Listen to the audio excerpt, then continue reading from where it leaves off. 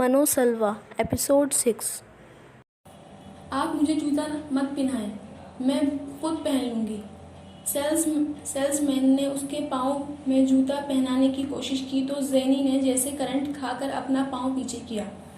आपको एक बार कही हुई बात समझ में नहीं आती? मैंने आपसे कितनी बार कहा है मेरे पाँव को हाथ मत लगाएं, मैं खुद पहन लूँगी। उसने गुस्से से सुर्ख होते हुए एक बार फिर अपना पाँव बेहद तेज के आलम में पीछे किया। सेल्समैन ने उसके रोकने के बावजूद एक बार फिर ढिठाई के साथ उसे जूता पहनाने की कोशिश की थी और ज़ेनब बेहद बरहम हो गई थी। इस बार उसकी आवाज़ कदरे बुलंद और तलख थी और सेल्समैन ने उसकी तवक्को नहीं कर रहा था। वो हड़बड़ाकर खड़ा हो गया। क्या है ज़ेनी, क्या हो गया है? जूता ही तो पहना रहा है बेचारा। उसके साथ बैठी जमीला ने उसे कोहनी से हल्का सा टोहका देते हुए कहा। मैंने कब कहा है कि मुझे जूता पहनाए? जब मना किया है तो? ज़ेनी ने गुस्से में बात मुकम्मल करने के बजाय पाँव में पहना हुआ जूता झटके से उतार दिया। उसका मूड एकदम बेहद खराब हो गया था। वो जूता कतअन ऐसा नहीं था जैसे पहनने के लिए किसी की मदद की जरूरत पड़ती, और ज़ेनब हमेशा इस मामले में ज़रूरत से ज़्यादा मोहतात थी। कोई भी जूता ट्राई करने से पहले ही वो दुकानदार या सेल्समैन से कह दिया करती थी कि मैं वो जूता खुद पहन लेगी, इस मदद की ज़रूरत नहीं है। वो जमीला के इसरार पर जूतों की इस छोटी सी दुकान पर आई थी और वो दुकान में दाखिल होते ही ज़ेनब को सेल्समैन और दुकानदार दोनों के अंदाज और नज़रों से बेइख्तियार वहशत हुई थी। वो अपने आधे चेहरे को चादर से छिपाए हुए थी। वो उसके बावजूद उसे यकटक देख रहे थे। उनके बात करने का अंदाज भी ज़रूरत से ज़्यादा बेतकल्लुफाना था। जमीला साथ ना होती तो ज़ेनब एक मिनट के लिए इस दुकान में ना बैठती, लेकिन जमीला बड़े आराम के साथ दुकानदार और सेल्समैन से गपशप में मसरूफ होकर जूते निकलवाने लगी थी। जूतों के जोड़े पसंद करने और भाव-ताव करने के दौरान दुकानदार और जमीला के दौरान बेतकल्लुफी काफ़ी हो चुकी थी कि वो दोनों एक दूसरे पर मायने खेज अंदाज में जुमले कस रहे थे, और सेल्समैन इस दौरान उसे जूते दिखाने की कोशिश का आगाज कर चुका था। जमीला के इशारे पर उसने एक जूता निकलवाया और जूता निकलवाते ही सेल्समैन दो टोक अंदाज में बता दिया था कि उसे जूता पहनने के लिए किसी मदद की जरूरत नहीं। इसके बावजूद सेल्समैन ने उसे जूता निकालकर पहनाने की जुर्रत की थी और जानबूझकर उसके पाँव को छुआ। ज़ेनी ने अपना पाँव बेअख्तियार पीछे खींचते हुए उसे एक बार फिर मना किया। वो फर्श पर बैठे बैठे कुछ पीछे हट गया, मगर जैसे ही ज़ेनी वो जूता पहनने के लिए उसका स्ट्रैप ऊपर करने के लिए नीचे झुकी, सेल्समैन ने दानिस्ता तौर पर एक बार फिर उसका हाथ पर अपना हाथ रखते हुए स्ट्रैप ऊपर करने की कोशिश की, और ज़ेनब के लिए अब मामला बर्दाश्त से बाहर हो चुका था। उसे छोटी छोटी बातों पर गुस्सा नहीं आता था, मगर जब गुस्सा आता तो फिर उसे बर्दाश्त करना मुश्किल हो जाता था। क्या हुआ बाजी, आप तो नाराज हो गई हैं? उसे जूता पाँव से झटकते और उठकर खड़े होते हुए सेल्समैन ने बेअख्तियार खड़ा हो गया। बस काफी जूते ले लिए हैं, अब आगे किसी और दुकान पर देख लेना, उसने बेहद सख्ती से कहा, जो दुकानदार के साथ अब तीसरे जूते के लिए भावताव कर रही थी। इतना गुस्सा बाजी, जाओ बाजी के लिए बोतल और चाट लेकर आओ। दुकानदार ने बड़े नॉर्मल अंदाज में हंसते हुए ज़ेनब की आंखों में आंखें डालते हुए कहा। क्या करती हैं बाजी, पढ़ती हैं? दुकानदार ने अब जमीला से पूछा। इससे पहले कि ज़ेनी कुछ कहती, जमीला ने बड़े आराम से कहा, हाँ कॉलेज में पढ़ती है। बैठ जाओ ज़ेनी, अब चाट खा कर जाएंगे। तो फिर तुम बैठ जाओ, बैठ कर खाओ, मैं जा रही हूँ। ज़ेनब का पारा अब आसमान को छू रहा था। उसे अब दुकानदार और सेल्समैन के साथ साथ जमीला पर भी गुस्सा आ रहा था। अच्छा चलते हैं। जमीला भी एकदम कुछ गड़बड़ाकर खड़ी हो गई। बस ये जूता लेने दो। लेने किसके? वो दुकानदार से कह रही थी। नहीं बाजी, 250 से कम नहीं होंगे। दुकानदार ने इस बार बेहद अजीब से अंदाज में ज़ेनी को देखा, जो अब दुकान के दरवाजे पर थी।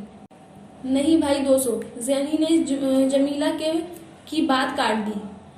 मिन्नत करने की कोई जरूरत नहीं दे रहा है 200 का तो रहने दो। کوئی ضرورت نہیں ہے 50 روپے کے لیے منتیں کرنے کی۔ اس بار جمیلہ اور دکاندار نے بیک وقت اسے دیکھا۔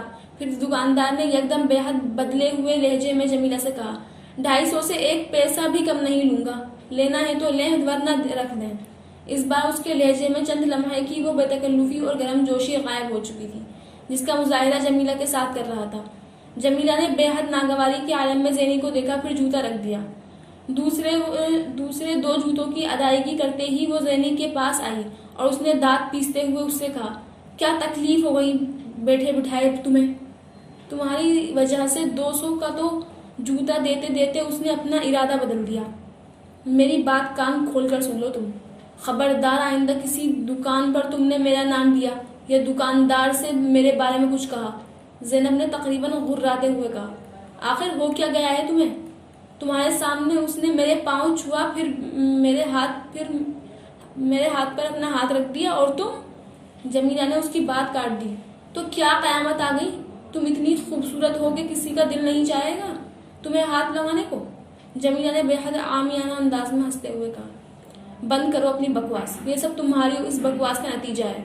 چھچوری اور بےہودہ باتیں کر رہی تھی تم اس دکاندار اور سیلز مین کے ساتھ، آخر تمہیں مذاق کرنے کی ضرورت کیا تھی اس کے ساتھ؟ تمہاری باتوں کی وجہ سے اسے شہ ملی، اس لیے اس نے یہ حرکت کی۔ اس نے جمیلہ کو بری طرح جھڑک دیا۔ انہی چھچوری اور بےہودہ باتوں کی وجہ سے اس نے جوتوں کی قیمت کم کر دی ہے۔ یہ ہنسی مذاق نہ کرتی تو وہ 500 والے جوتے 300 میں دیتا۔ جمیلہ نے بڑے فخر سے کہا، اگر تم مہنگے والے جوتے نہیں خرید سکتی ہی تو تمہیں انہیں نکلوانا ہی نہیں چاہیے تھا۔ 100-200 روپے کے لیے تم اس کی بےہودہ باتیں سنتی رہی۔ زینی کو اور غصہ آیا۔ 100-200 نہیں، پورے 400 روپے کی بچت ہوئی ہے اور تم نے نخرہ دکھا دیا تو کیا مل گیا؟ تم ایک تک نہیں خرید سکی ہو، بحث تو دور کی بات ہے۔ اور اچھا بھلا وہ سیلز مین بوتل اور چاٹ لینے کے لیے گیا تھا، وہ تک نہیں کھانے دی۔ جمیلہ نے بے حد ڈھٹائی سے کہا، میں لعنت بھیجتی ہوں اس طرح کی چاٹ اور بوتل پر۔ زینی کی برداشت جواب دے رہی تھی، تم بھیجتی ہوں گی، میں تو نہیں، اللہ رزق دے رہا ہے تو ناشکری کیوں کرے؟ جمیلہ نے اطمینان سے کہا، مت کرو، لیکن آئندہ مجھے ساتھ لانے کی کوشش مت کرنا، میں نہیں آؤں گی تمہارے بازار میں کچھ بھی لینے۔ تمہیں پتا ہے زینی، تمہارے ساتھ آنے کی وجہ سے دکاندار کتنی رعایت دے دیتے ہیں مجھے۔ جمیلہ روانی میں کہہ گئی اور گویا زینب کے سر پر بم پھوڑ دیا۔ وہ بے اختیار چلتے چلتے رک گئی۔ کیا مطلب؟ کوئی مطلب نہیں، ویسے ہی بتا رہی ہوں تمہیں کہ تمہارے ساتھ آنے کا کتنا فائدہ ہوتا ہے۔ ایمانداری کی بات ہے، جب تم ساتھ نہیں آتی تو مجھے اتنی رعایت نہیں ملتی جتنی تمہارے ساتھ آنے سے ملتی ہے۔ کئی دکاندار تو اب تمہارے بارے میں باقاعدہ پوچھتے ہیں مجھ سے جب تم ساتھ نہیں آتی، وہ مزے سے بتا رہی تھی۔ اور اس وقت زینب کے جیسے کاٹو تو بدن میں لہو نہیں تھا، اسے حد تک اور ذلت کا احساس ہوا تھا، اور بازاروں میں جانے کی شوقین تو نہیں تھی، مگر جمیلہ پچھلے 3 ماہ سے باقاعدگی سے ہفتے میں 1-2 بار بازار لے آیا کرتی تھی۔ وہ سوچتی تھی وہ بچپن کی دوستی کی وجہ سے اسے شادی کی تیاریوں میں شرکت کر رہی ہے، لیکن اسے اندازہ تک نہیں تھا کہ وہ اس کی خوبصورتی کو استعمال کر رہی تھی۔ اسے یقین تھا کہ ان سب دکانوں پر دکاندار اس کا نام بھی جمیلہ کے طفیل سے جانتے ہوں گے، چہرہ پہچانتے ہوں گے، لیکن اس چادر میں لپٹے جسم کو تو بآسانی شناخت کر لیتے ہوں گے۔ ایک لفظ بھی کہے بغیر وہ چلنے لگی۔ وہاں بازار میں کھڑے ہو کر جمیلہ سے کچھ کہنا بیکار تھا، اور بات طے تھی، اسے دوبارہ اس کے ساتھ کبھی بازار نہیں جانا تھا۔ جمیلہ اگلے دن اسے منانے کے لیے آئی تھی۔ آخر اس میں اتنا ناراض ہونے والی کیا بات ہے؟ دکاندار کو جو گاہک اچھا لگتا ہے وہ رعایت دے دیتا ہے اور دوسروں سے زیادہ رعایت دیتا ہے، یہ تو ہماری دنیا میں ہوتا ہے۔ میں بازار میں دکاندار کو اچھا لگنے نہیں جاتی اور نہ یہ چاہتی ہوں کہ کوئی مجھے دوسروں سے رعایت دے۔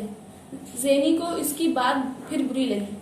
دیکھو زینی، یہ تو مانو کہ تم خوبصورت لڑکیوں کے لیے سارے مرد رعایتیں دیتے ہیں اور خوبصورت عورتیں رعایتیں لیتی ہیں، پر میرے ماں باپ نے مجھے یہ تربیت نہیں دی کہ میں اپنی خوبصورتی اور ادائیں استعمال کر کے کسی سے رعایت لیتی پھروں۔ زینی کو اس پر غصہ آیا۔ تم میری بات کا پھر غلط مطلب نکال رہی ہو۔ جمیلہ نے اسے برہم دیکھ کر صفائی پیش کرنے کی کوشش کی۔ اس لیے کیونکہ تمہارے اس بات کا مطلب نکلتا ہی غلط ہے۔ تم دوبارہ کبھی مجھے اپنے ساتھ کہیں لے جانے کے لیے منت مت آنا، تمہارا وقت ضائع ہوگا، زینی نے دو ٹوک انداز میں کہا۔ دیکھو زینی، آخر حرج کیا ہے دکاندار کے ساتھ ہنسی مذاق کرنے میں یا بقول تمہارے اسے تھوڑی بہت ادائیں دکھانے میں؟ آخر ہمارا جاتا ہی کیا ہے اس میں؟ بلکہ الٹا کچھ مل ہی جاتا ہے۔ میں تو اسے عورت کی سمجھداری سمجھتی ہوں کہ وہ اس طرح دکاندار سے کچھ رعایت لے لیتی ہے۔ جسے تم سمجھداری کہتی ہو میں اسے بے حیائی کہتی ہوں، اور میرے ماں باپ نے مجھے یہ نہیں سکھایا کہ میں دکاندار کے ساتھ 4 بیہودہ جملوں کے تبادلے کے بعد 100 روپے کا دوپٹہ اسی روپے میں لے کر اسے بڑی کامیابی سمجھوں۔ مجھے ایسی رعایتی چیزوں میں کوئی دلچسپی نہیں ہے۔ جمیلہ کے منہ سے پھر ایک بھی لفظ نہیں نکلا۔ زینی اس کے پاس سے اٹھ کر باورچی خانے میں چلی گئی۔ افسر بن جائے گا اس کا منگیتر، اس لیے اتنی پارسا بنی پھرتی ہے۔ اس محلے میں ساری عمر ایسی زندگی جینی پڑتی ہے تو میں دیکھتی اتنی نخرے کے ساتھ کیسے رہتی ہے۔ جمیلہ بے حد غصے میں سوچتے ہوئے چلی گئی۔ کہاں ہے بھئی تمہاری بہن؟ زینی کرنٹ کھا کر چادر اتارتے ہوئے بستر سے اٹھ گئی۔ وہ شہراز کی آواز تھی۔ وہ صحن میں ربیعہ سے پوچھ رہا تھا۔ بہن تو سو رہی ہے، ربیعہ نے صحن کا بیرونی دروازہ بند کرتے ہوئے اس سے کہا۔ سو رہی ہے تو جا کر اٹھاؤ اسے، یا پھر میں اٹھاؤں؟ شہراز نے مسکراتے ہوئے کہا، اور ساتھ ہی ہاتھ میں پکڑا لفافہ ربیعہ کی طرف بڑھایا۔ یہ کیا ہے؟ ربیعہ نے کچھ حیران ہوتے ہوئے پوچھا۔ سموسے گھر کے لیے لایا تھا تو سوچا زینی کے لیے بھی لے جاؤں۔ تو پھر ایک ہی لاتے نا، اگر بیگم کے لیے لائے ہوتے ہیں تو خواہ مخواہ چھیڑانے کی زحمت کیوں کی؟ ربیعہ نے اس کی بات کا برا مانتے ہوئے لفافہ کھول کر دیکھا۔ میں نے سوچا شاید زینی کو زیادہ کھانے ہوں۔ شہراز نے اسے چھیڑا۔ تو خیر وہ بھی نہیں کھا سکتی ہے۔ نہیں تو میں بھی تو کھاؤں گا نا اس کے ساتھ، شہراز نے بے حد سنجیدگی سے کہا۔ تو یوں کہیں نا شام کی چائے پینے آئے ہیں یہاں۔ ربیعہ کچھ اور ناراض ہوئی۔ یہی سمجھو۔ ویسے اتنے دنوں بعد ہمارا خیال آ کیسے گیا آپ کو؟ پہلے تو پھر بھی کبھی کبھار آ جاتے تھے، اب جیسے عید کا چاند ہو گئے ہیں شہراز بھائی، ربیعہ نے اسے جتایا۔ اس سے پہلے کہ وہ کچھ کہتا زینی اپنے کو لپیٹتی دوپٹے سے سر چھپاتے باہر نکل آئی۔ دیکھا آپ کی ہونے والی بیگم کو تو نیند میں بھی آپ کی آمد کی خبر ہو جاتی ہے، کسی کو جگانا پڑا بھلا؟ ربیعہ کہتے ہوئے باورچی خانے کی طرف چلی گئی۔ میں پہلے ہی جاگ رہی تھی، زینی نے ربیعہ کو گھورتے ہوئے کہا، جو بڑے معنی خیز انداز میں اسے مسکراہٹ دیتی ہوئی گئی تھی۔ آپ کیسے ہیں؟ زینی نے اس مسکراہٹ کو نظر انداز کرتے ہوئے شہراز سے پوچھا۔ ساتھ اس نے محسوس کیا کہ وہ ابھی تک صحن میں کھڑا ہے۔ آپ بیٹھیں؟ ربیعہ نے ابھی تک بیٹھنے تک کے لیے نہیں کہا آپ سے۔ وہ سوال کا جواب لینے سے پہلے ہی صحن میں تخت کے پاس پڑی کرسیوں کی طرف جاتے ہوئے بولی۔ میں ٹھیک ہوں، لیکن تم اتنے دنوں سے کہاں غائب ہو؟ شہراز نے اسے کرسی پر بیٹھتے ہوئے کہا۔ میں وہ ماہا اور مائرہ یہاں پر ہے نا، تو انہی کے ساتھ مصروف ہوں، زینی نے نظریں چراتے ہوئے کہا۔ اتنی مصروف تھی کہ میرا خیال تک نہیں آیا، شہراز نے گلہ کیا۔ آپ بھی تو بہت مصروف ہیں آج کل، گھر پر کہاں ہوتے ہیں؟ زینی نے مدھم آواز میں کہا۔ تمہیں اچھی طرح پتا ہے کب میں گھر پر ہوتا ہوں اور کب نہیں۔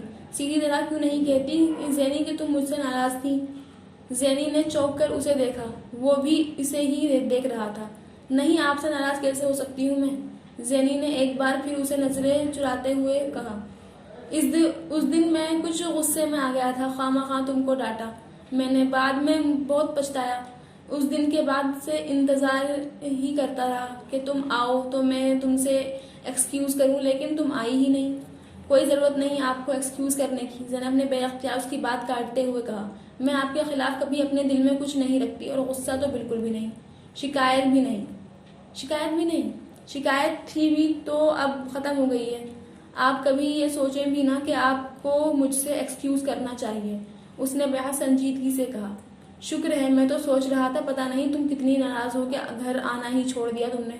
شیراز نے اطمینان کا سانس لیتے ہوئے کہا۔ زینی مسکرائی، اسے خوشی ہوئی تھی کہ وہ اس کا خیال رکھتا تھا۔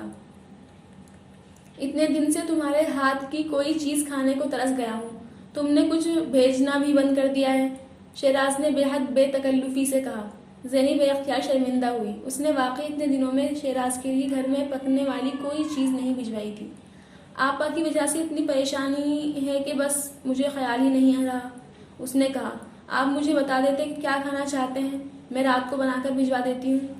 اپنی مرضی کی کوئی بھی چیز، شیراز نے بے ساختہ کہا۔ اور زہرا آپا کا مسئلہ ابھی بھی حل نہیں ہوا، اس نے سنجیدگی سے پوچھا۔ نہیں، زینی ایک بار پھر اداس ہو گئی۔ وہ ابو سے موٹر سائیکل مانگ رہے ہیں۔ شیراز ایک دم ہنسا۔ زینب کو اس کی ہنسی بری طرح کھلی۔ سائیکل مانگتے تو چچا شاید اپنی سائیکل ہی دے دیتے، شیراز نے خیر کے ساتھ کہا، مگر زینی کے چہرے پر چھائی سنجیدگی کو دیکھ کر وہ ایک دم پھر سنجیدہ ہو گیا۔ بیوقوف ہے وہ، میں ابو سے کہوں گا وہ جا کر نعیم کو سمجھائیں۔ زینب نے کوئی جواب نہیں دیا، وہ چپ بیٹھی رہی۔ چند لمحے پہلے چھانے والی سرشاری اور مسکراہٹ ایک بار پھر کہیں غائب ہو گئی تھی۔ کم سے کم اب اس طرح منہ بنا کر تو مت بیٹھو کہ مجھے لگے کہ تمہیں میرے آنے کی کوئی خوشی نہیں ہے، شیراز نے بے ساختہ کہا۔ زینی نے چونک کر اسے دیکھا۔ آپ کو لگتا ہے مجھے آپ کے آنے سے کوئی خوشی نہیں ہوئی؟ تمہارے چہرے کو دیکھ کر تو ایسا ہی لگتا ہے۔ شیراز سنجیدہ ہو گیا۔ میں تو سوچ رہا تھا کہ تم بہت خوش ہوگی، ہنسو گی، باتیں کرو گی، لیکن تم تو بالکل چپ بیٹھی ہو، اس نے گلہ کیا۔ اس سے پہلے کہ زینی کچھ کہتی، ربیہ چائے کی ٹرے لے کر صحن میں آ گئی۔ آپ کو پتا تو ہے شیراز بھائی، یہ تو اس کی شروع سے عادت ہے، مجال ہے اس میں کوئی تبدیلی آ جائے۔ اس نے شیراز کی بات سن لی تھی۔ بہت بری عادت ہے، اور زینی کو پتا ہے مجھے یہ عادت پسند نہیں ہے، شیراز نے زینی کو دیکھتے ہوئے جتانے والے انداز میں کہا۔ ربیہ کچھ کہنے کے بجائے ٹرے رکھ کر چلی گئی۔ زینی نے شیراز کو پلیٹ تھمائی۔ خالہ کیسی ہیں؟ اس نے شیراز سے نسیم کے بارے میں پوچھا۔ امی ٹھیک ہیں، وہ بھی تمہارے بارے میں پوچھ رہی تھی، شیراز نے ایک سموسہ اپنے پلیٹ میں نکالتے ہوئے کہا۔ میں کل آؤں گی، وہ شیراز کی پلیٹ کے ایک طرف چٹنی ڈالتے ہوئے بولی۔ اور نفیسہ خالہ نظر نہیں آ رہی؟ شیراز کو کافی دیر بعد نفیسہ کا خیال آیا۔ وہ اندر ہے، نماز پڑھ رہی ہیں، ابھی آ جاتی ہیں، زینب نے چائے کا کپ اس کے طرف رکھتے ہوئے کہا۔ ارے میں نے تمہیں بتایا کہ ابو بحال ہو گئے ہیں، شیراز نے ایک دم کہا۔ زینی نے چونک کر اسے دیکھا، پھر بے ساختہ مسکرائی۔ کب؟ اس نے بہت گرم جوشی سے پوچھا۔ کل۔ اللہ کا شکر ہے، میں تو بہت دعائیں وہ بات کرتے کرتے بے اختیار رکی۔ اسے یاد آیا وہ پچھلی بار ایسی ہی کسی بات پر ناراض ہوا تھا۔ شیراز نے اس بار ایسا کوئی رد عمل ظاہر نہیں کیا۔ دعا کے ساتھ دوا بھی ضروری ہوتی ہے زینی، چچا کے افسر نے سفارش کی ہے ابو کے محکمے میں، ورنہ کیا خالی دعاؤں سے بحال ہو جاتے؟ ارے تم بھی تو سموسے لو نا، میں تمہارے لیے لایا تھا، شیراز کو بات کرتے ایک دم خیال آیا۔ میں لے رہی ہوں، جو بھی ہے، بس شکر ہے کہ تایا ابو کا مسئلہ تو حل ہو گیا۔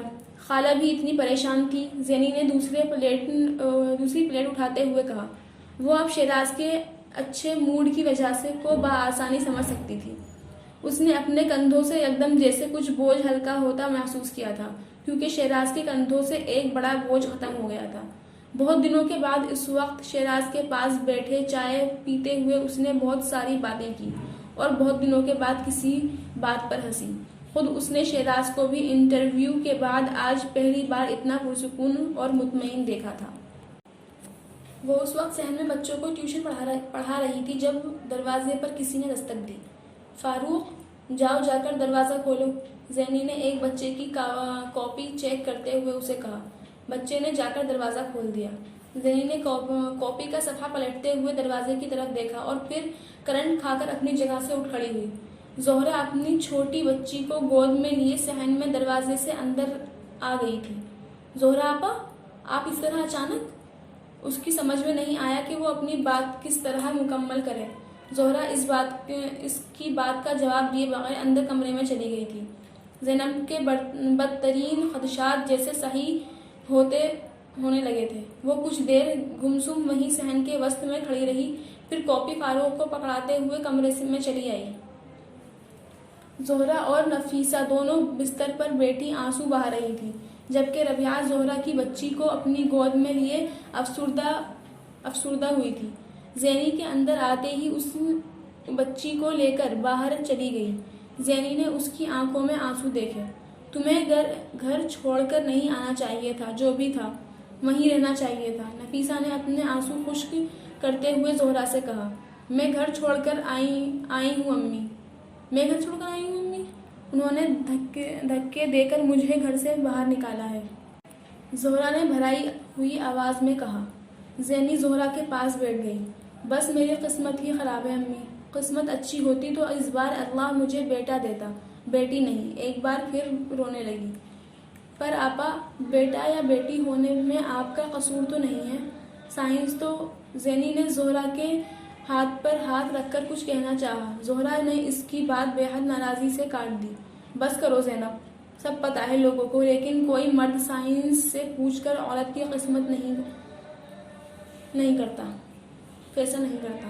اور ایف اے فیل آدمی کو میں کیا سائنس سمجھاؤں؟ وہ شیراز کی طرح پڑھا لکھا اور سمجھدار نہیں۔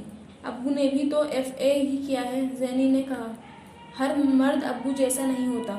ساری بات پیسے کی ہے، جو نہ ان کے پاس ہے اور نہ ہمارے پاس، کہ اس کے بدلے دولت ہوتی تو دو تین چھوڑ 6 بیٹیاں بھی ہو جاتی تو کسی کی ہمت نہ ہوتی کہ وہ ایک لفظ بھی کہتا۔ زینی اس بار کچھ نہیں کہہ سکی۔ تمہارے ابو آ جائیں تو وہ خود جا کر نعیم سے بات کرتے ہیں، نفیسہ نے زہرا کو تسلی دینے کی کوشش کی۔ کیا بات کریں گے؟ فہمیدہ پھپھو نے مجھے صاف صاف کہا ہے کہ میں اپنی بیٹیوں کے اپنے باپ کے گھر پر ہی رہوں، اور اگر مجھے شوہر کے گھر آ کر رہنے کا شوق ہے تو میں اپنے باپ سے کہوں کہ پہلے موٹر سائیکل بھیجیں، پھر بیٹی کو۔ کہاں سے لائیں تمہارے ابو موٹر سائیکل کے لیے پیسے؟ ابھی زینی اور ربیعہ کی شادی ہے، اس کے لیے بھی پیسے پاس نہیں ہیں، اور اوور ٹائم کر کے جو تھوڑی بہت بچت ہوتی ہے اس سے مطالبے پورے کریں گے تو تمہارے سسرال والوں کے۔ نفیسہ ایک بار پھر رونے لگی تھی۔ آپ نے اپنی مرضی سے میری شادی یہاں کی تھی، میں نے تو نہیں کہا تھا کہ مجھے پھپھو کے یہاں بیاہ دیں، اور اب آپ اس طرح میرے سسرال والے کہتی ہیں جیسے میں نے مرضی سے انہیں اپنا بنایا تھا۔ زہرا کو ماں کی بات بری لگی۔ زینی اٹھ کر کمرے سے باہر آ گئی۔ اس کا جی یکدم ہر چیز سے اچاٹ ہو گیا تھا۔ وہ کمرے میں اس گھر میں 5 افراد پہلے ہی رہتے تھے، اور جب بھی زہرا آتی تو جگہ تنگ پڑنے لگتی۔ اوپر سے 2 ہی کمرے تھے۔ ضیا اور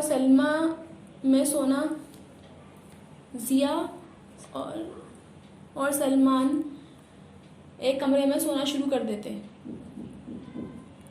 اور اب سردیاں شروع ہو رہی تھیں، وہ صحن میں نہیں سو سکتے تھے۔ مختصر سے برآمدے سے گزرتے ہوئے رنجیدگی سے وہاں رکھے سامان کو دیکھا۔ وہاں 2 چارپائیاں بچھانا ناممکن تھی، اور اگر زہرا آپا خدا نخواستہ ہمیشہ کے لیے اپنی بچیوں کے ساتھ یہاں رہنے آ گئی تو کیا ہوگا؟ زینی نے پریشانی کے عالم میں سوچا۔ ربیعہ زہرا کی چھوٹی بیٹی کو لے کر صحن میں ٹہل رہی تھی۔ اتنے ہفتے گزر جانے کے باوجود بچی ابھی بھی بے نام تھی۔ ربیعہ اور زینی کے درمیان ایک جملے کا تبادلہ بھی نہیں ہوا۔ زینی گمسم ان بچوں کے پاس جا کر بیٹھ گئی جنہیں وہ پڑھا رہی تھی، لیکن اب اس کا انہماک اور توجہ یکدم غائب ہو چکی تھی۔ وہ صرف چند منٹ ان بچوں کو مزید پڑھا سکی، اور ان چند منٹوں میں بھی اس نے انہیں کیا پڑھایا اسے ٹھیک سے یاد نہیں تھا۔ تم لوگ جاؤ، کل آنا، اس نے یکدم ہاتھ میں پکڑی اور وہ کاپی بند کرتے ہوئے کہا جسے وہ چند منٹ پہلے چیک کرتے کرتے چھوڑ گئی تھی۔ بچے یکدم بے حد پرجوش انداز میں اپنی چیزیں سمیٹنے لگے تھے۔ زینی باپ کے بارے میں سوچ رہی تھی جو ابھی چند گھنٹوں بعد گھر واپس آتے اور زہرا کو اپنی بچی سمیت وہاں دیکھ کر اسی طرح شاکڈ ہو جاتے۔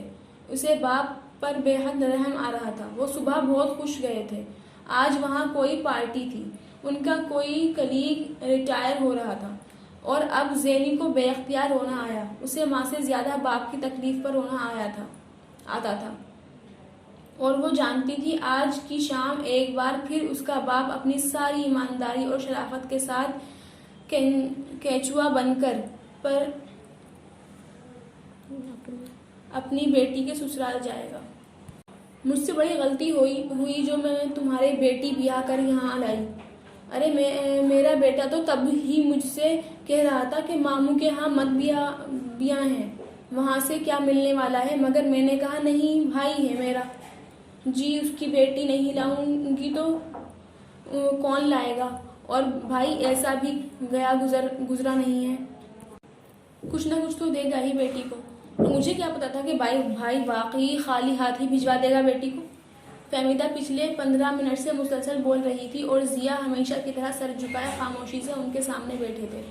آپا اپنی استطاعت کے مطابق جہیز تو دیا تھا میں نے، انہوں نے پوری گفتگو میں پہلی بار کچھ کہنے کی ہمت کی تھی۔ وہ 4 چیزیں جو جہیز کے نام پر تم نے ہمارے منہ پر ماری تھی نا، وہ ابھی اٹھا کر لے کر اپنے گھر چلے جاؤ۔ ٹی وی دیا، فریج دیا، موٹر سائیکل دیا، فرنیچر تک تو پورا نہیں تھا تمہاری بیٹی کا، اور تم بتا رہے ہو کہ تم نے جہیز دیا تھا بیٹی کو۔ آپا آپ کو شادی کے وقت پتا تھا کہ میں ایسا ہی جہیز دے سکتا ہوں، میں نے کوئی جاب تھوڑی کیا تھا آپ سے، جو جھوٹ تھوڑی بولا تھا آپ سے جو پورا نہیں کیا، اور آپ مجھے جتا رہی ہیں۔ میں ایک معمولی کلرک ہوں، میں اس سے زیادہ کیا دے سکتا تھا؟ ضیا نے بے حد سنجیدگی سے باری باری نعیم و فہمیدہ کو دیکھتے ہوئے کہا۔ کلرک نہیں ہو تم، انکم ٹیکس میں کلرک ہو۔ ارے سارے لوگ لاکھوں کروڑوں کی جائیداد بنا لیتے ہیں، اور تم نے 30 سال میں اپنی بیٹی کا جہیز تک نہیں بنایا، ایک موٹر سائیکل تک نہیں دے سکے میرے بیٹے کو، اور اب ہمیشہ کی طرح باقاعدے تانے دے رہی تھی۔ آپا آپ کو پتا ہے میں حرام نہیں کھاتا۔ ہاں بس اس دنیا میں ایک تم ہی تو نیک ہو جو حرام نہیں کھاتا، باقی ساری دنیا تو بس حرام میں پل رہی ہے۔ فہمیدہ کے لہجے میں اور تندی اور ترشی آ گئی تھی۔ آپا اگر موٹر سائیکل کی بات ہے تو میں 1-2 سال میں پیسے اکٹھا کر کے ضیا نے موضوع بدلنے کی کوشش کی، مگر انہیں کامیابی نہیں ہوئی۔ 1-2 سال میں پیسے اکٹھے کر کے موٹر سائیکل دینی ہے تو پھر موٹر سائیکل کے بجائے گاڑی وہ میرے بیٹے کو دو۔ 1-2 سال اس طرح کہاں ہے جیسے 1-2 دن کی بات ہے۔ بس ماموں کہہ دیا میں نے، اب مجھے زہرا کو اس گھر میں نہیں لانا۔ نعیم نے پہلی بار اس گفتگو میں مداخلت کی تھی، اور اس کا لہجہ بھی فہمیدہ سے مختلف نہیں تھا۔ میں دوسری شادی کروں گی اپنی بیٹے کی۔ ارے میرا اکلوتا بیٹا ہے، بڑے بڑے گھرانوں سے رشتے آ رہے ہیں، اس کے لیے گھر بھر دیں گے اگلے جہیز سے۔ فہمیدہ کم سے کم اس دن کچھ بھی سننے پر تیار نہیں تھی۔ ضیا بے حد دل برداشتہ ہو کر وہاں سے آئے تھے، اور زندگی میں کئی بار اس طرح دل برداشتہ ہو کر اس گھر سے نکلے تھے۔ انہوں نے زندگی میں کبھی اور اس طرح کی ذلت آمیز باتیں نہیں سنی تھی جتنی اس گھر میں سے سنی تھی۔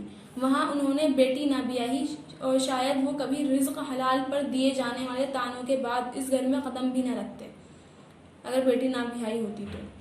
سڑک پر سائیکل چلاتے ہوئے اس دن انہوں نے زندگی میں پہلی بار آس پاس سے گزرے سائیکلوں کو دیکھا اور ان کی موٹر سائیکلوں کو دیکھا اور ان کی قیمت کا اندازہ لگانا چاہا۔ ایسی ہی کسی ایک موٹر سائیکل سے ان کی بیٹی کا گھر پھر بس سکتا تھا۔ انہوں نے دفتر کے علاوہ ان ممکنہ جگہوں کے بارے میں سوچا جہاں سے وہ قرضہ لے سکتے تھے اور کتنا لے سکتے تھے۔ انہوں نے اس قرضے کو ادا کرنے کے لیے ممکنہ ذرائع کے بارے میں بھی سوچنا شروع کر دیا تھا۔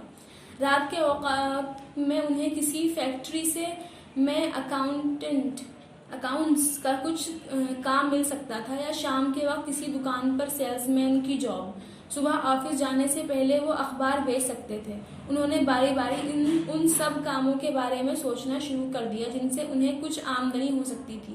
جمعہ کی چھٹی کے دن وہ کسی کے گھر مالی کا کام بھی کر سکتے تھے۔ امکانات نظر آنے لگے تھے۔ ضیا کو کچھ اطمینان ہوا، وہ اپنی بیٹی کے لیے کچھ نہ کچھ کر سکتے تھے۔ زینی بیٹا ابھی تک کیوں جاگ رہی ہو؟ ضیا تہجد کے لیے وضو کرنے نکلے تھے جب انہوں نے زینب کو صحن میں پڑے تخت پر گمسم بیٹھے دیکھا۔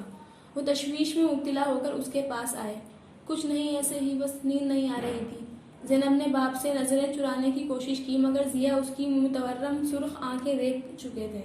بیٹا سونے کے لیے لیٹو گی تو نیند آئے گی نا، اس طرح یہاں بیٹھ کر نیند کیسے آ جائے گی؟ وہ اس کے پاس تخت پر بیٹھ گئے۔ یہ اندازہ لگانا ان کے لیے مشکل نہیں تھا کہ وہ کیوں پریشان تھی۔ گھر میں اس وقت سب کی پریشانی کی واحد وجہ زہرا ہی تھی۔ مجھے کبھی کبھی اللہ سے بہت شکایت ہوتی ہے ابو، زینی نے بھرائی ہوئی آواز میں کہا۔ کتنی دعائیں کی تھی ہم سب نے کہ اللہ اس بار آپا کو ایک بیٹا دے دے، مگر اللہ نے کسی کی دعا نہیں سنی۔ اللہ بعض دفعہ دعائیں نہیں سنتا نا۔ بری بات ہے زینی، اس طرح نہیں کہتے، ضیا نے اسے ٹوکا۔ کیا فرق پڑتا ہے بیٹے یا بیٹی سے؟ آپ کو پتا ہے کہ اتنا فرق پڑتا ہے ابو؟ زہرا آپا کو اور ہمیں فرق پڑ رہا ہے نا بیٹا نہ ہونے کی وجہ سے؟ اس نے باپ کی بات کو رد کرتے ہوئے کہا۔ نہیں، جب لوگ رحمت کو ٹھکرانے لگیں اور اسے عذاب سمجھیں گے تو پھر وہ دوسروں کے لیے آزمائشیں کھڑی کر دیتے ہیں۔ زہرا کا میاں اور سسرال والے اگر اللہ کی رحمت کی ناقدری اور تذلیل کرتے ہیں، اسے ٹھکرا سکتے ہیں، تو پھر ہم تو انسان ہیں، ہم ان سے اچھائی کی توقع کیسے کر سکتے ہیں؟ ضیا نے مدھم آواز میں اسے سمجھاتے ہوئے کہا۔ وہ جو چاہے کریں، تکلیف تو ان کو نہیں ہو رہی، تکلیف تو زہرا آپا کو اور ہم کو ہی پہنچ رہی ہے نا۔ اس دنیا میں ہاں، پر اگلی دنیا میں خسارے کا سامان ان کو ہوگا، ہم کو نہیں۔ اس دنیا میں کون اس دنیا کا سوچتا ہے؟ کوئی بھی نہیں۔ اس نے بے اختیار باپ سے دوبارہ پھر شکوہ کیا۔ جو نہیں سوچتا نہ سوچے، لیکن میں اور میری اولاد تو سوچتے ہیں نا۔ ضیا نے بے حد سنجیدگی سے اسے دیکھتے ہوئے جیسے سوال کیا۔ زینی نے اثبات میں سر نہیں ہلایا۔ اس نے باپ سے نظریں چراتے ہوئے ایک بار پھر کسی شکوے کے انداز میں کہا۔ لیکن کیا ہو جاتا اگر اللہ آپا کو ایک بیٹا دے دیتا؟ بیٹیوں میں کیا برائی ہے؟ ضیا نے مسکراتے ہوئے کہا۔ کوئی ایک برائی تھوڑی ہے، برائیاں ہی برائیاں ہیں۔ زینی کی آنکھوں میں اب آنسو گرنے لگے تھے۔ ہر بار زہرا آپا کی وجہ سے کتنی بے عزتی کرتے ہیں نائم بھائی اور پھپھو آپ کی۔ جب میری ربیہ کی شادی ہو جائے گی تو آپ کو اسی طرح ان لوگوں کی باتیں بھی سننا پڑیں گی۔ ضیا اس کی بات پر بے اختیار ہنس پڑے۔ زینی کے آنسوؤں کی روانی میں اب اضافہ ہو گیا تھا۔ زینی اتنی منفی باتیں کیوں سوچتی ہو تم؟ شہراز اور اس کے گھر والے کتنا خیال رکھتے ہیں تمہارا، اور ربیہ کے سسرال والے بھی بہت اچھے ہیں۔ نائم بھی وقت گزرنے کے ساتھ ٹھیک ہو جائیں گے۔ اتنا مت سوچا کرو، جاؤ اب جا کر سو جاؤ، صبح کالج جانا ہے تمہیں۔ ضیا نے اسے یاد دلایا اور دلاسا دینے کی کوشش کی، مگر کوئی فائدہ نہیں ہوا۔ وہ اسی طرح سر جھکائے بیٹھی رہی اور آنسو بہاتی رہی۔ جو چیز ایک بار زینی کے دل میں آ جاتی اسے نکالنا بہت مشکل ہوتا تھا۔ اس کی سوئی ایک بات پر اٹک جاتی۔ آپ مانے یا نہ مانے ابو، اللہ نے آپ کے ساتھ بہت زیادتی کی ہے۔ بہت بری بات ہے زینی، انسان کو اتنا ناشکرا نہیں ہونا چاہیے۔ ضیا کو اس بار اس کا جملہ بری طرح کھلا۔ میں ناشکری نہیں ہوں، لیکن میں جب بھی آپا کے بارے میں سوچتی۔ زینی نے مدافعانہ انداز میں کہنے کی کوشش کی، لیکن ضیا نے اس کی بات کاٹ دی۔ دنیا اللہ نے صرف تمہارے آپا کے لیے نہیں بنائی، زہرا سے بھی زیادہ تکلیف میں جی رہے ہیں لوگ، تو کیا ہر ایک اللہ سے ایسی باتیں کرنے لگے؟ وہ باپ کی بات پر خجل سی ہو گئی۔ میں نے تو ایسے ہی کہہ دیا۔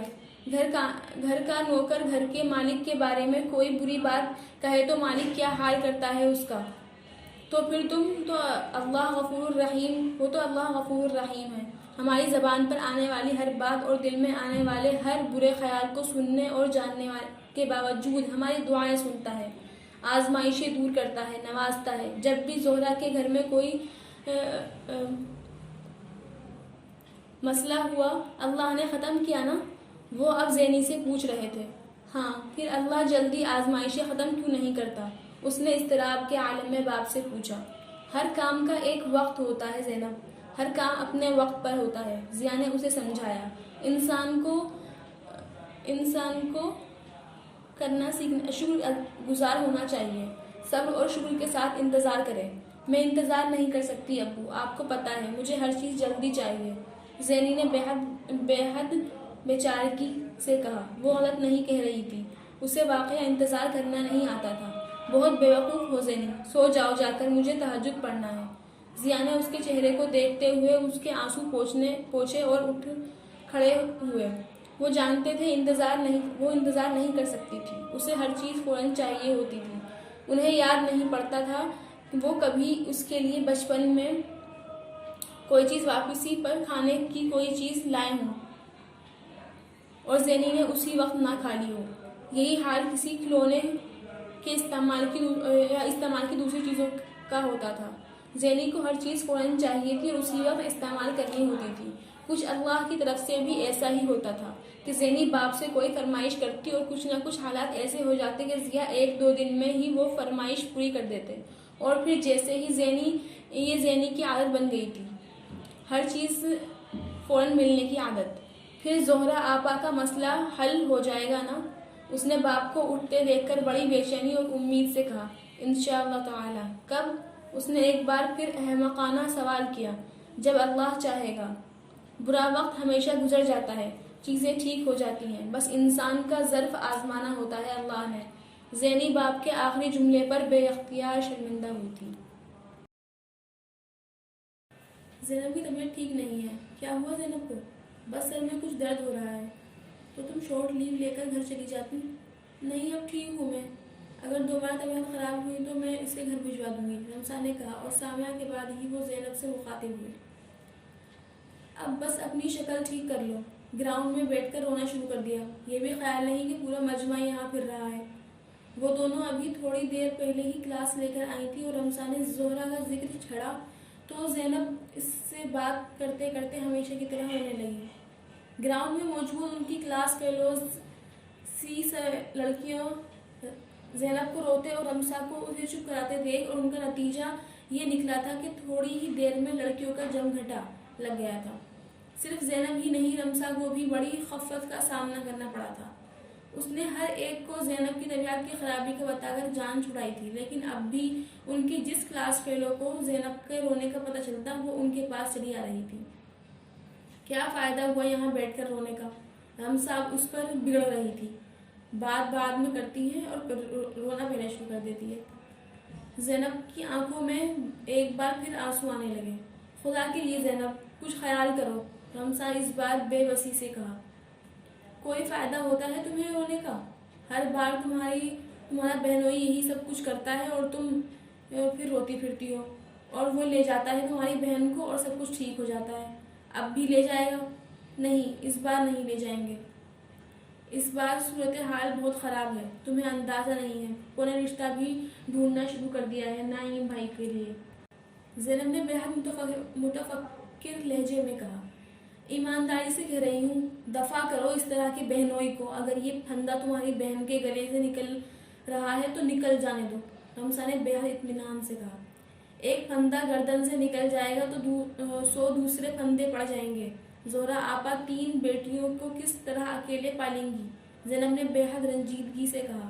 اکیلی کیوں؟ تم لوگ بھی تو دوسری شادی کر دینا ان کی۔ رمسا نے اسی انداز میں کہا۔ 3 بیٹیوں کے ساتھ کون کرے گا ان سے شادی؟ کیوں؟ بیٹیوں کو ان کے باپ کے پاس بھجوانا وہ زہرا آپا کی ذمہ داری نہیں ہے؟ باپ رکھے انہیں اپنے پاس؟ رمسا بے حد سنجیدہ تھی۔ وہ بیٹیاں ہیں، بیٹے نہیں ہیں رمسا، کہ نعیم بھائی انہیں خوشی خوشی اب پاس رکھ لیں گے۔ سارا مسئلہ انہی کی وجہ سے تو ہو رہا ہے، زینب نے بے حد سنجیدگی سے کہا۔ تو آخر یہ مسئلہ حل ہوگا کس طرح؟ اس بار رمسا بھی کچھ فکر مند ہوئی۔ نعیم بھائی موٹر سائیکل مانگ رہے ہیں، ابو کہاں سے دیں گے؟ اسی لیے تو رونا آ رہا ہے مجھے۔ زینب کی آواز ایک بار پھر بھرائی۔ زینب، ایک باری میری کان کھول کر سن لو۔ ایک بات، زندگی میں آنسو بہانے سے کوئی مسئلہ حل نہیں ہوتا۔ اگر ایسا ہوتا نا تو ساری دنیا سب کچھ چھوڑ کر تمہاری طرف بیٹھ کر روتی رہتی۔ آنسو دنیا کو صرف یہ بتاتے ہیں کہ میں بے حد کمزور ہوں، آئی نیڈ ہیلپ، میری مدد کرو، اور کوئی آنسو دیکھ کر مدد کے لیے نہیں آتا، سمجھی؟ رمسا نے اس بار حد سنجیدگی سے اسے سمجھایا۔ پتا ہے مجھے، زینب نے شکست خوردہ انداز میں کہا۔ میرے پاس کچھ رقم پڑی ہے، تم قرض کے طور پر لے لو۔ اور زینب نے بے اختیار رمسا کی بات کاٹی۔ نہیں، میں تم سے کوئی قرض نہیں لوں گی، میری بہن تمہاری ذمہ داری تو نہیں، اور پھر ہم لوگ اتنا بڑا قرض اتار بھی نہیں سکتے۔ لیکن رمسا نے کچھ کہنا چاہا۔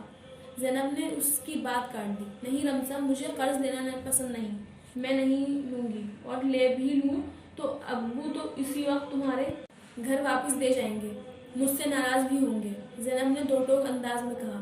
رمزہ کچھ دیر کچھ سوچتی رہی، پھر اس نے زینب سے کہا، ایک کام اور ہو سکتا ہے. کیا؟ تم فرحان بھائی سے ملی ہو نا؟ کون فرحان بھائی؟ زینب نے الجھ کر کہا. پچھلی بار جب تم میرے گھر آئی تھی تو جاتے جاتے وہاں اپنے ایک کزن سے ملوایا تھا نا میں نے تمہیں. خیر تمہیں یاد نہیں ہوگا. فرحان بھائی ایک ایڈورٹائزنگ ایجنسی چلا رہے ہیں. اس دن تمہیں دیکھنے کے بعد انہوں نے مجھ سے پوچھا کہ کیا تم ماڈلنگ میں انٹرسٹڈ ہو. ان کے پاس ایک ملٹی نیشنل کمپنی کی کمپین ہے. آج کل انہیں ایک نیا چہرہ چاہیے. اور اس سب سے میرا کیا تعلق ہے؟ زینب نے بے حد خشک لہجے میں رمزہ کی بات کاٹی. تعلق بن سکتا ہے. فرحان بھائی 1,00,000 میں سائن کریں گے اس ماڈل کو، اور زینی 1,00,000 سے تمہارے بہت سے مسئلے حل ہو جائیں گے. آگے ایک لفظ بھی مت کہنا. زینب بے حد غصے کے عالم میں سرخ چہرے کے ساتھ اٹھ کھڑی ہوئی.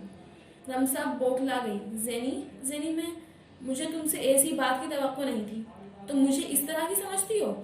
زینی آج کل ماڈلنگ بہت اچھی فیملیز کی لڑکیاں بھی کرتی ہیں، بہت عزت دار گھرانوں کی لڑکیاں. ہم اس طرح کے عزت دار نہیں ہیں. میرا باپ مسجد میں امامت کرواتا ہے، اور تم جانتی ہو میں 4 پیسوں کے لیے اپنا چہرہ اور اپنی ادائیں بیچوں؟ زینب نے بے حد غصے اور صدمے سے کہا.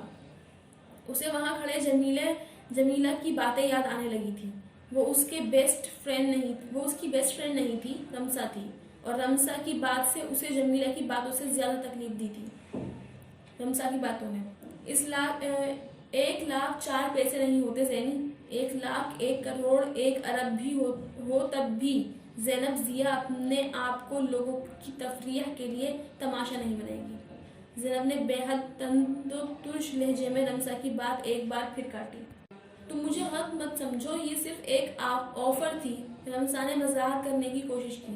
اور ایسی آفرز دوست لے کر نہیں آتے. زینب نے مزید کچھ کہے بغیر اپنا بیگ اٹھایا اور تیز قدموں سے وہاں سے چلی گئی. میری بات سنو زینی، دیکھو مجھے غلط نہ سمجھو زینی پلیز. رمزہ نے اسے روکنے کی بے حد کوشش کی تھی، مگر وہ ناکام رہی تھی. اس نے زینب کو اتنے سال کی دوستی میں کبھی اتنے غصے میں نہیں دیکھا تھا.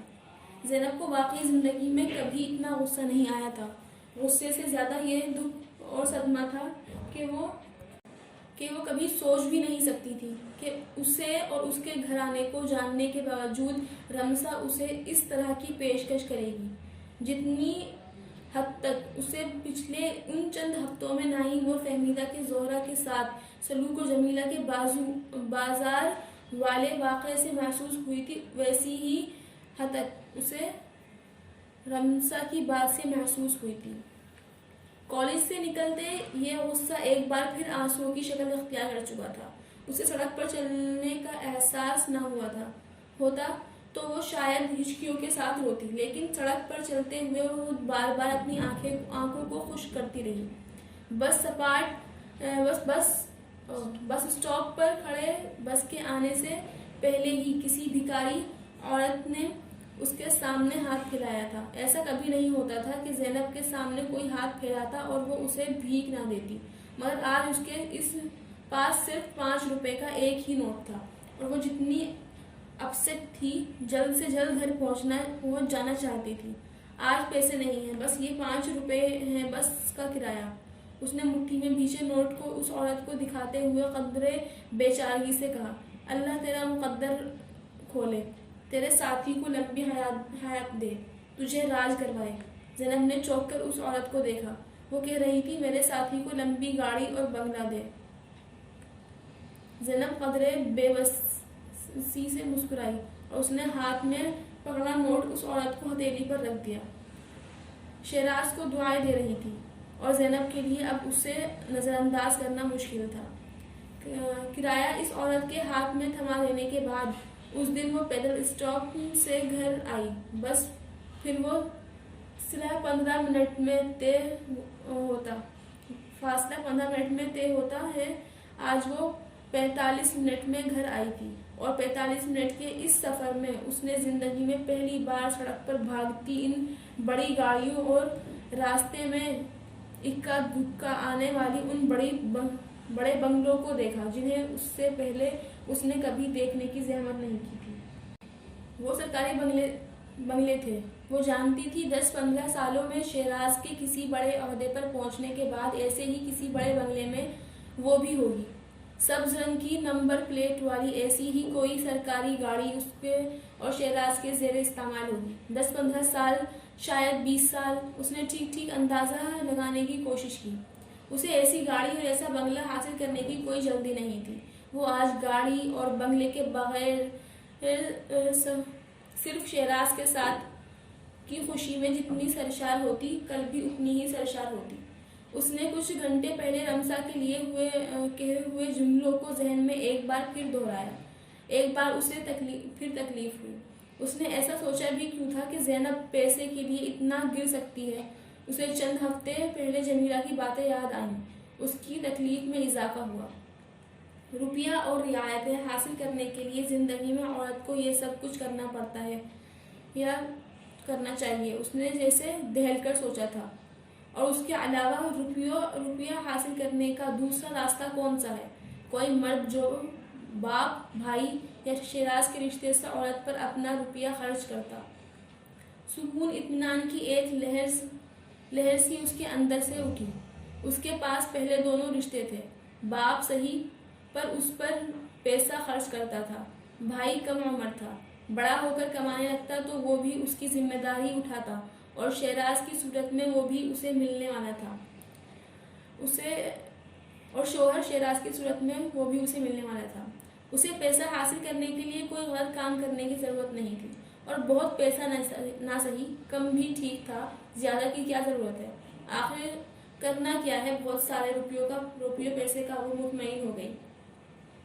اپنی گلی سے آج کل وہ بڑے اطمینان سے گزرتی تھی، وہاں وہ لڑکا اب نہیں ہوتا۔ شاید اس نے سوچا ہوگا زینب نے مستقل طور پر باہر نکلنا بند کر دیا ہے۔ اس کے گھر کا دروازہ کھلا تھا، صحن میں سے شور کی آوازیں آ رہی تھی۔ وہ کچھ حیران ہوتے ہوئے داخل ہوئی۔ اندر صحن میں نسیم نزہت کے ساتھ بے حد خوشی اور جوش کے عالم میں باتیں کرتی نظر آئی۔ وہ مٹھائی کا ڈبہ لیے صحن کے تخت پر بیٹھی تھی۔ ان کے ارد گرد نفیسہ، ربیعہ اور زہرہ بھی کھڑی تھی۔ اس نے سب کے ہنستے ہوئے چہروں کو حیرانی کے عالم میں دیکھا۔ پہلا خیال اس کے ذہن میں یہی آیا کہ شاید زہرہ اور ربیعہ کا مسئلہ حل ہو گیا ہے۔ اس نے اندر داخل ہونے کی آواز سنتے ہی سب نے پلٹ کر اسے دیکھا، اور پھر جیسے نسیم مٹھائی کا ڈبہ لیے اڑتے ہوئے اس کے پاس آئی اور اسے لپٹا لیا۔ کیا ہوا خالہ؟ زینی نے نسیم کے گلے سے لگے اس کے عقب میں سب لوگوں کو ہنستے چہروں کو دیکھا۔ میری دھی آ گئی، میں تو انتظار کر رہی تھی۔ ارے شیراز پاس ہو گیا، میں نے کہا میں سب سے پہلے زینی کا منہ میٹھا کراؤں گی، نسیم نے بڑے جوش کے عالم میں ڈبہ کھولتے ہوئے اسے بتایا۔ زینب کا دل جیسے خوشی سے اچھلا۔ رزلٹ آ گیا ان کا؟ ہاں، پوزیشن آئی ہے، نسیم نے ہنستے ہوئے اس کے منہ میں برفی کا ایک ٹکڑا ڈالا۔ پہلی؟ زینب نے بے اختیار پوچھا۔ نہیں، دوسری، نسیم نے کہتے ہوئے ڈبہ پیچھے۔ اتنی شاندار کامیابی کی توقع کر رہے تھے آپ؟ رپورٹر نے چائے کا ایک گھونٹ لیتے ہوئے کپ رکھا۔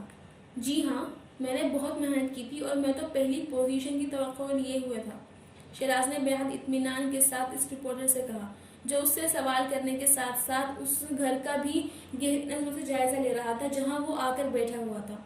وہ ہر سال اسی طرح کے سیلف میڈ لوگوں کے انٹرویو لیا کرتا تھا، شاندار تعلیمی کامیابیاں حاصل کرنے والے، جو اس وقت بڑے جوش و خروش کے ساتھ اسے انٹرویو دیتے، بلند و بانگ دعوے کرتے اور اپنی فیلڈ میں آنے کے بعد اسے پہچانتے بھی نہیں تھے۔ اس لیے اس نے ایسے نوجوانوں کے دعووں، باتوں اور ارادوں سے متاثر ہونا چھوڑ دیا تھا۔ آخر آپ نے انکم ٹیکس کا شعبہ ہی کیوں چنا؟ اس نے شیراز سے سوال کیا، اور اس کے منہ کھولنے سے پہلے دل ہی دل میں اس جواب کو دہرایا جو شیراز کبھی اپنے منہ سے نہ کہتا۔